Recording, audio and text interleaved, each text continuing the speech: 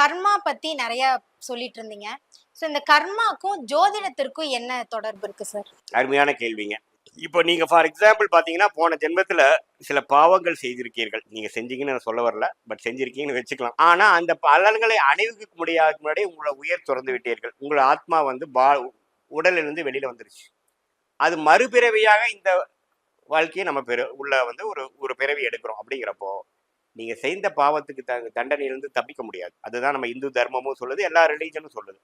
அது எப்படி செயல்படுது அப்படின்னா, நீங்க இந்த நேரத்துல இந்த ஊர்ல இந்த தேதியில உங்களை பிறக்க வச்சு, அந்த நேரத்துல எந்த நட்சத்திரத்துல எந்த பாதத்துல பிறந்தீங்களோ அந்த தசாபுக்திகளை கொண்டு வந்து, அந்த தசாபுக்திகள்லாம் ராகு கேது சனி செவ்வாய்ங்கிற இருள் கிரகத்தில் தாக்கத்துல இருக்கக்கூடிய ஒரு தசைகளா கொண்டு வந்து, பிறந்ததுல இருந்தே கஷ்டப்படுறாரு இவரு அப்படிங்கிற மாதிரி கொண்டு வந்து அந்த கர்மாவை தசாபுக்திகளை நம்மள நடத்தி காட்டி நம்ம வாழ்க்கையை வந்து சோகமயமாக்குறார்.